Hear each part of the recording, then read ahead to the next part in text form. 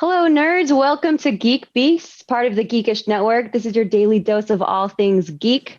I am your host, Summer Punch, and with me we have Chuck. What's up, your average nerd, supreme geek? And we got Centel here. Yeah, look at the guns. Let me bring them out. Is what you're doing, bringing out guns? COVID workout. There we go. We good. Okay. We good. We ready to go. We're ready for this. All right, let's get into it. All right, let's start in with the news. Jamie Lee Curtis has been signed for the to the live-action Borderlands movie. Borderlands is a video game, and they're adapting it into a live-action movie. What do you guys think of that?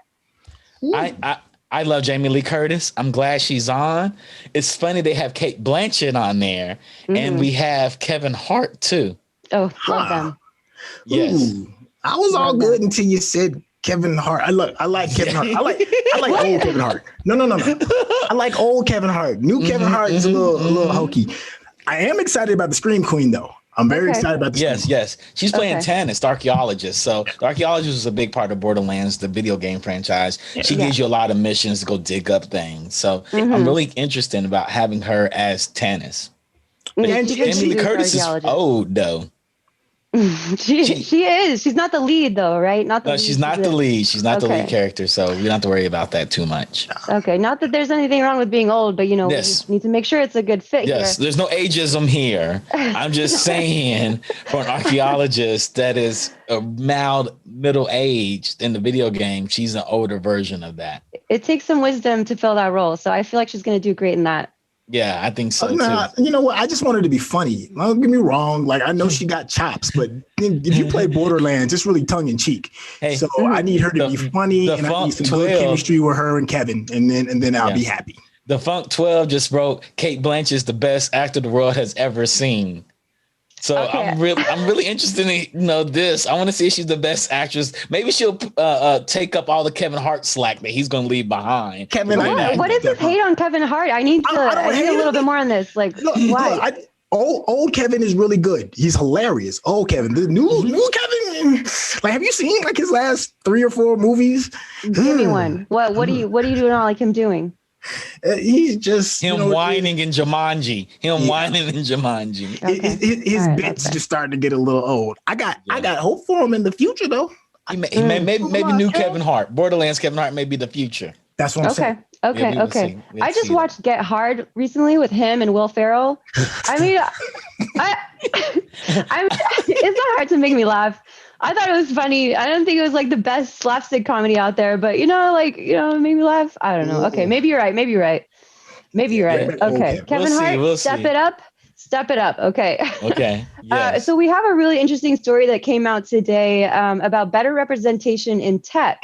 A Pakistani American developer noticed that Urdu was not being supported on iOS. And instead of asking for it, he did ask for it, and I don't think he got what he wanted. So he just made it himself. Chuck, tell me a little bit more about the story. Yeah, so Urdu is a language that's spoken in South Asia and South Asian diaspora. It's based off of Arabic, and 170 million people speak it, and there wasn't a keyboard for it. So he's been asking for a keyboard, and so he made his own version, and people had it. And Tim Cook was like, hold on, Apple needs to do this for iOS. So 2 years he's been fighting for this. Apple's decided to do it, and it's been downloaded over 165,000 times already. Good for him. That's an amazing story. Well, as devil's advocate, is there anything that can justify this delay? Like, is it like a tech kind of thing regarding building the infrastructure? Like, I mean, you give me that tech talk. Give me that sweet tech talk. Let me jump in here. So there's 170 million people that speak it, right? I think that like market adoption of iOS is so vast at this point. It's not enough to justify creating and developing languages for people that will make them money. They're so well adopted that I think it's come to the threshold of like social responsibility. Like they need to give access to people so that they can communicate on the same platform that everybody else in the world is communicating. Otherwise, you end up shutting out people for unnecessary reasons. So I like that they did this. It seems like they came in a little late, and this guy forced their hand, which I like that. But I guess it's there now. It's a little hard to understand because like Urdu is based on the Arabic alphabet, if I'm not wrong. Correct me if I'm okay. I think it's based on the Arabic alphabet, and Arabic is supported. So is Farsi, same alphabet right there. So I don't really get the disconnect right there. doesn't seem easy to explain on behalf of Apple. Yeah, it doesn't. It doesn't. Especially knowing that people in Pakistan is like one of the biggest populations for this language, that you would just naturally have it because you have other Arabic-like languages already there. It's like a no-brainer. And that's why you need to get an Android. Yeah. all you Apple hopefuls and sheep, you Apple sheep, get an Android. Yeah, wow, I like what Defunk 12 has to say. Imagine if Apple never opened up their iOS to be a real smartphone for OS. Would their market growth have been as steep as it became? Yeah, I mean, I think those are good questions right there. Yeah, those are good questions. Yeah. Tim Cook got some answering to do. Yeah, Tim Cook, come on, man. Come on, Tim Cook. Get with it. Get with it. Yep. All right, so some geek-related news. Joss Whedon, he's done it again. He's been called out for some misconduct in the workplace by former Angel Buffy the Vampire Slayer actress Charisma Carpenter. Did I say that? Charisma? That's I didn't know that was her name. What did he do, guys? What did he do now? Apparently talk all kinds of misconduct. Josh has a loose mouth on him, and it's very abrasive. Apparently, his wife talked about it prior. Cyborg had issues with him and said that he made him feel uncomfortable all the time, and he got fired. Now the Buffy Vampire Slayer cast is like coming out the Lord. It's like, look, this guy is not wrong. This guy's kind of an asshole.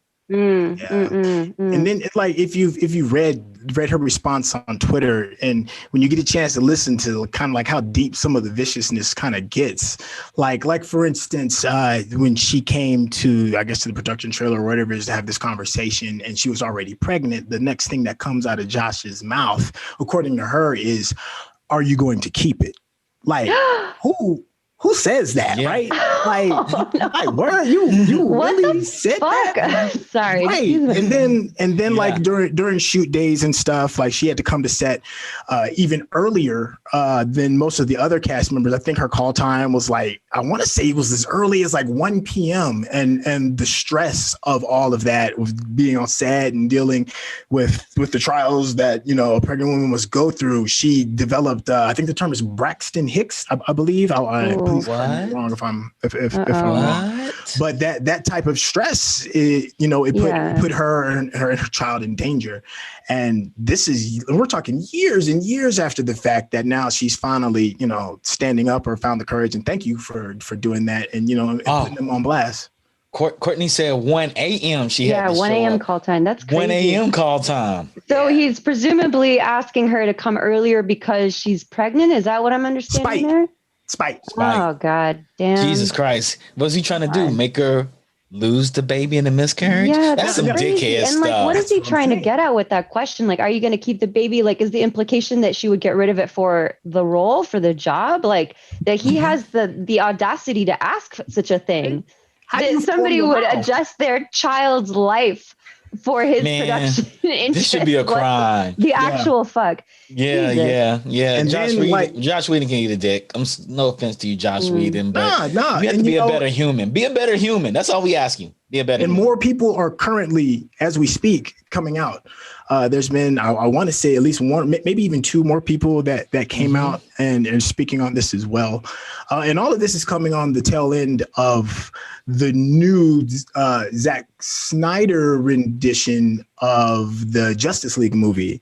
So I don't know what kind of implications this can have regarding Josh's future. I don't care what they do with him, because, you know, you just can't be that type of a human being. And also keep in mind that another young man who played Cyborg in Justice League lost his job on the Flash project because he spoke out.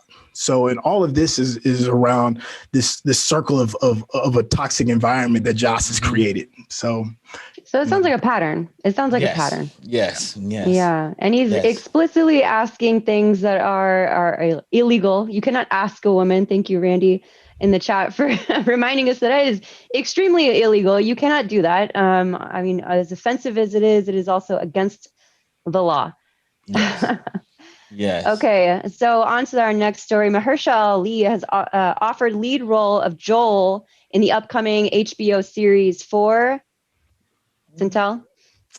Oh, The Last of Us. This is a pretty big deal. All right, so if you don't know about The Last of Us, it's a video game that came out a while ago, and it received a lot of heat when they created a sequel because the lead character, some stuff happened to him, and a lot of people were really upset, and they were really upset at the fact that there was female leads to go along with it as well. It was more of a culture problem than the game being fun kind of problem. And just for the audience, it's a video game about a zombie apocalypse, and he's died off, right? That's right. So what makes this really interesting is that if you don't know about Mr. Ali, he's African American. And the lead, Joel, was a white man before. So that same group of people that was very vocal about their disinterest and dislike about changing this this fictional narrative, they're probably going to be up in arms about this as well. Man, I mean, I'm up in arms about this. They could have kept Joe white, because he's white in both of the video games,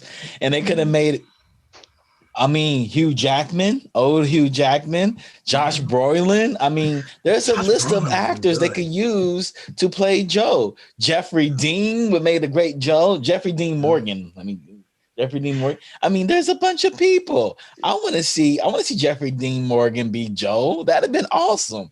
What's up with that? So why do you think that is that they chose Mahershala Ali instead? Black Lives Matter.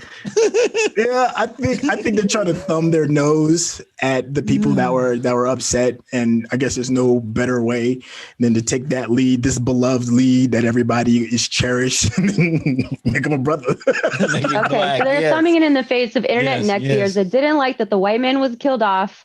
So make him black. Yeah, yes. I mean, it's definitely one way to troll some trolls. I figure Ellie would be Millie Bobby Brown.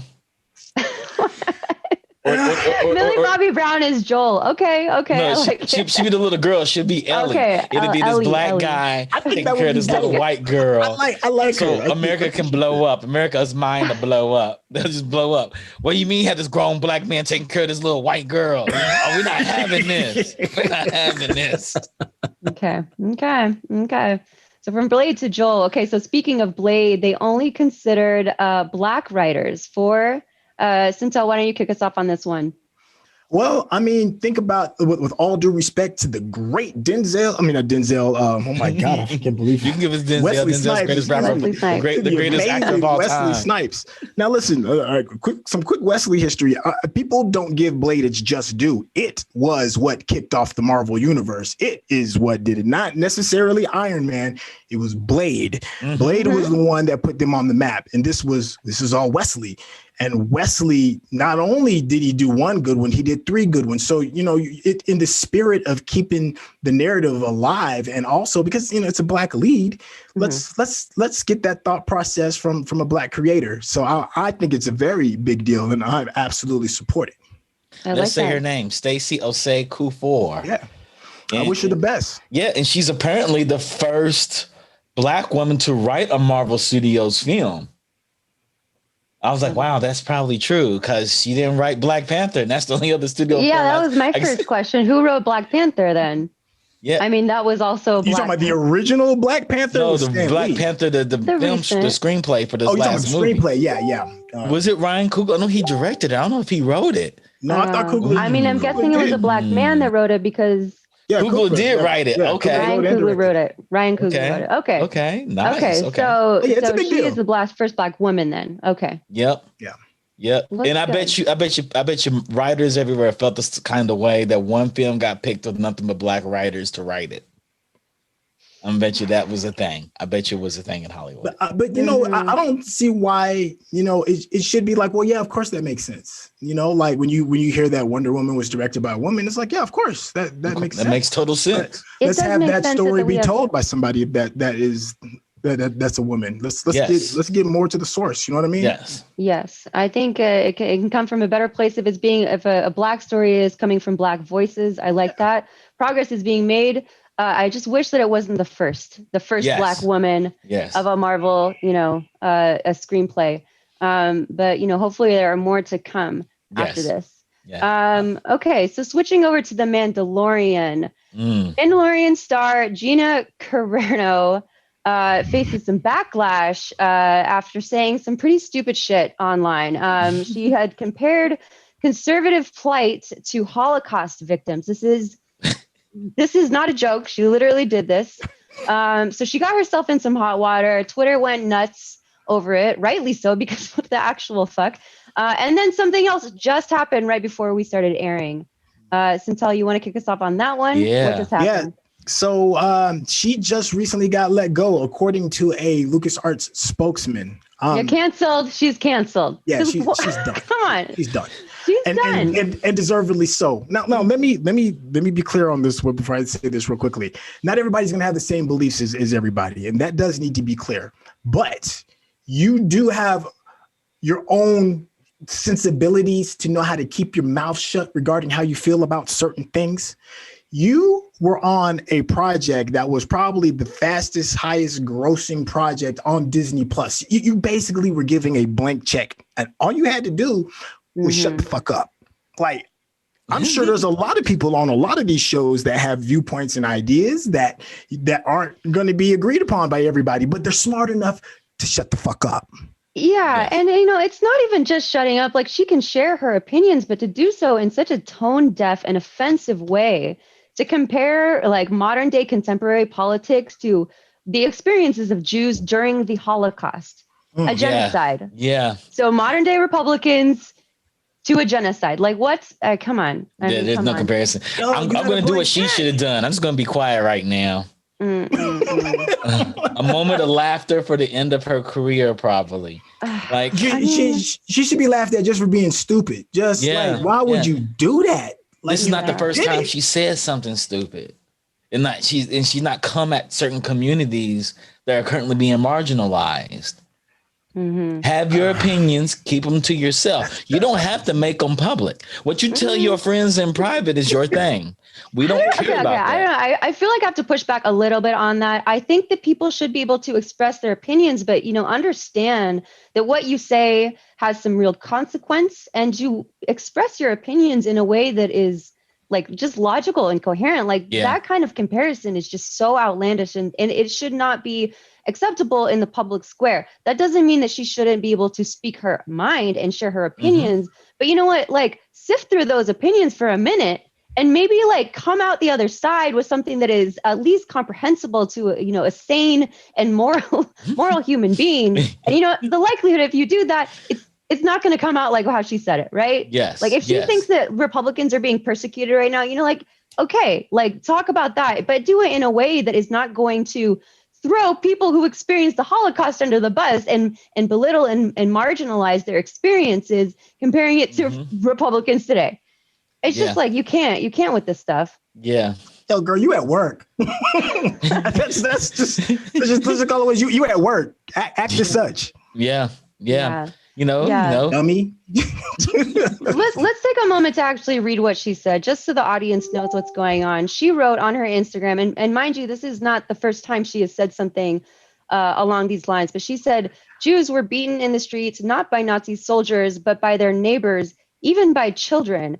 Carrera wrote on Instagram, because history is edited, most people today don't realize that that to get from the point where Nazi soldiers could easily round up thousands of Jews, the government first made their own neighbors hate them simply for being Jews. How is that different? How is that any different from hating someone for their political views? End quote. She said it, not me. I feel like I can't even like say that and read what she said out loud without feeling cringy myself. Yeah. My thing is this: she has freedom of speech, but she has freedom of consequence too. And she just had her consequence. That is the silliest thing. I don't know who she's talking to, who's in her circle, but she needs to fire all of them.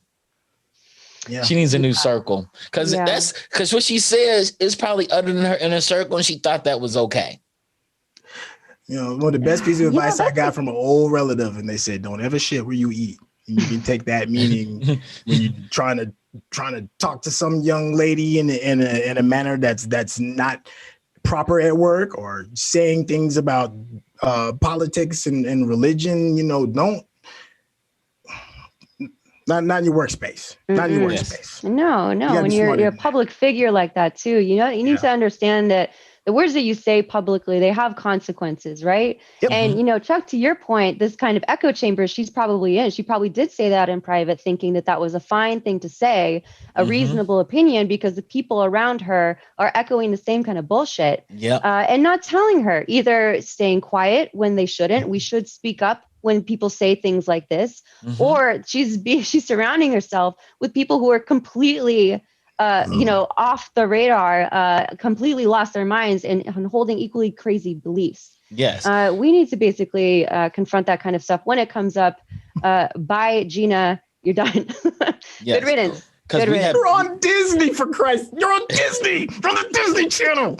Yeah. What do you think is going to happen? I'm done. Yes. Yeah. Let's move on. Let's move on from this, because this is the we'll conspire this all day long. We can spend all day on this.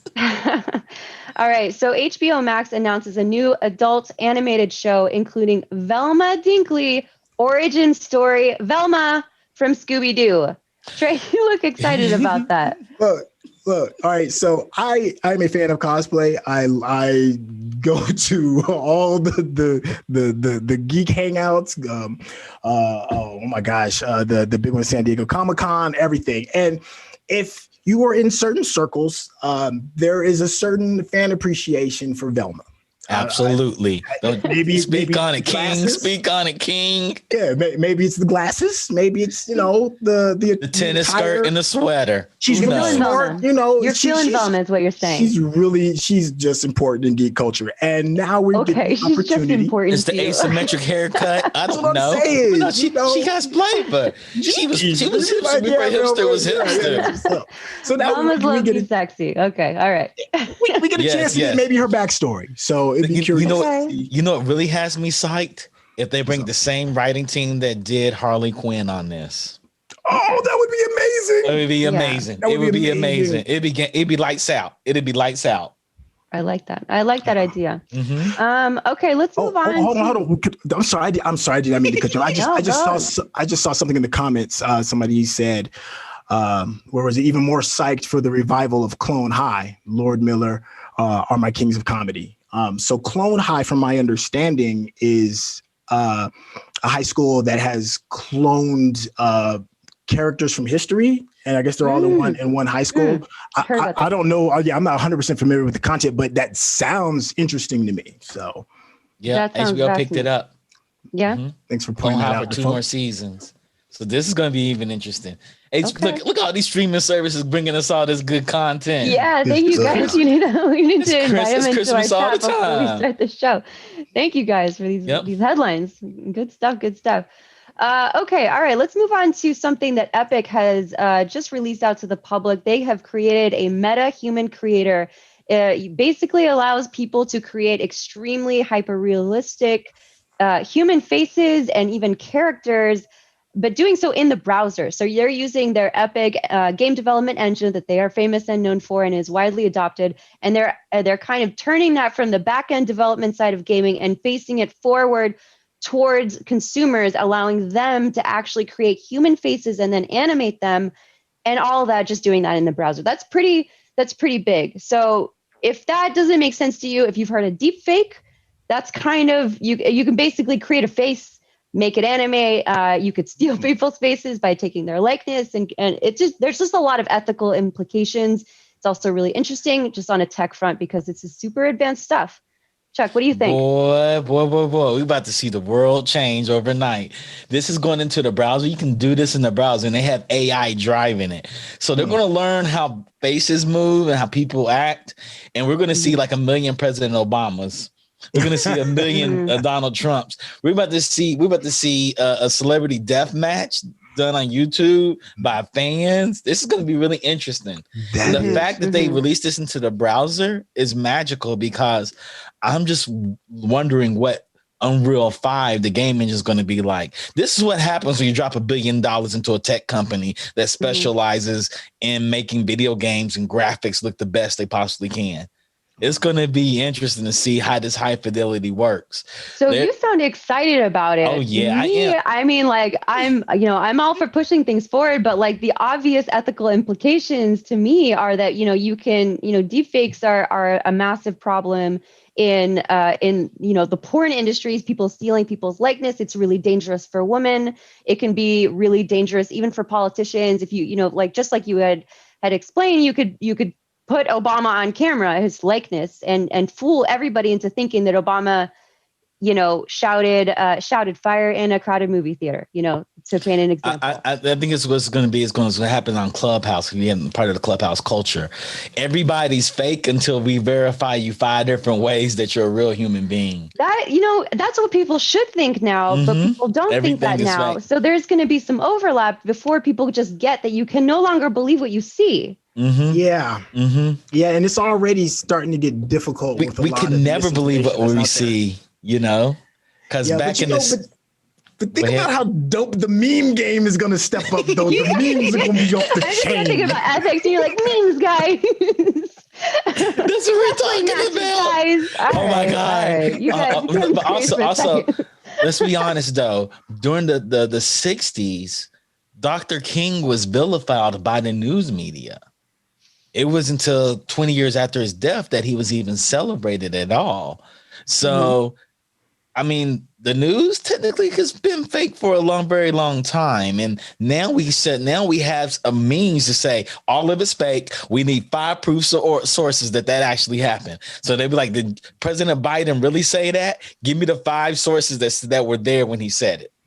Yeah. I mean, everybody has to take point. It's like you have to take a selfie to prove that you were there. It is not real unless you take a selfie. We're about to have that in real life now. Yeah. Okay. I see what you're saying with this. People should be more skeptical online. People should take the time to verify information and that they accept and adopt. But we know that that's just not how it works. So there is going to be some latency before people wise up online. And I think that you might have a lot of, fake news to say the words. But, we have seen in the last couple of years how that has played out and how much that can affect our daily lives. So I am all for, pushing technology forward. I just think that maybe we should have some pretty serious discussions about the ethics and the implications and making sure that we are rolling this kind of stuff out in a responsible way for our population, because, things can go chaotically wrong. Fortunately, Congress is meddling in technology. There are commissions and boards that have set up for stuff like this. I'm part of 3 different ethical boards for it. But the Funk pointed out a good thing. Mouth matching will still be hard because you can't imitate a lot of the broad jaw movements. Okay. You know what? This is what I got to say to that, though. And we talked about this briefly. If you want to see how powerful deep fake technology can be, do yourself a favor and just Google Tom Holland does Back to the Future, and they replace Tom Holland instead of Michael J. Fox. And I promise you, you're going to be impressed. And from what my understanding is, they didn't really put all the effort into it. You can definitely refine it and make things even better. So that can give you a good idea of what's to come. Yeah. It's pretty powerful stuff. And now it's open to all consumers. Let's just see what happens, I guess. Yeah. We'll see. Okay, on to lighter news. Jay-Z has been nominated for the Rock and Roll Hall of Fame. About time, Jehovah. Yeah, I'll be good for Jay. He deserves it. If there's any rapper that deserves it, it's him. Jigga. Who was the last rapper to get in? Oh man, they put rappers in. Was like Run DMC maybe or something? I don't know, but I think Nelly may already be in there. Who knows? Who knows? But Jay-Z's finally in there. According to Johnny Randolph, Tupac. According to Johnny Randolph, Jay-Z's the greatest rapper alive. And I halfway kind of agree with that. He's long lasting. Jay-Z. He's got longevity. He does have longevity.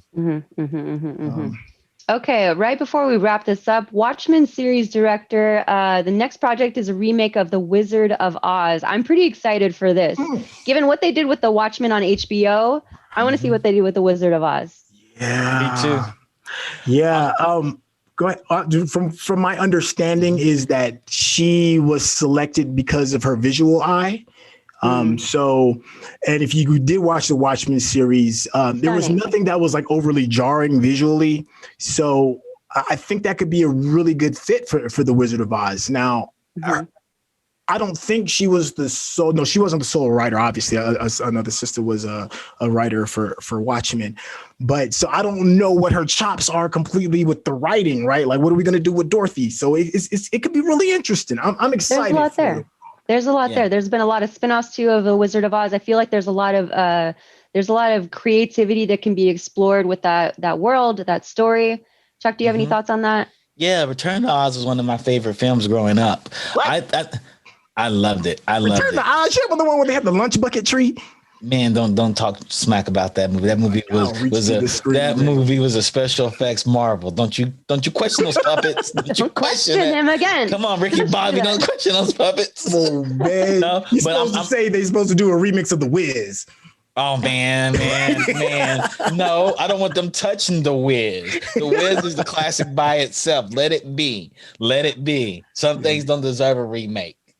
But I'm really excited about this. I hope it has a little bit of grit. I'm really curious about how they're actually going to do the cast and who they're going to cast for all the parts. That has me more interested in anything else. Well, we will certainly be watching out for that. Okay, we're a little over, so that concludes our show for today. Before we wrap it, I want to give a shout out to Digital Click. They are Geekish Network's art house. Sorry, that's a little bit of a tongue twister. I'll get used to saying that. Thank you guys for all of you, everything that you've done for us. Thank you everybody for tuning in.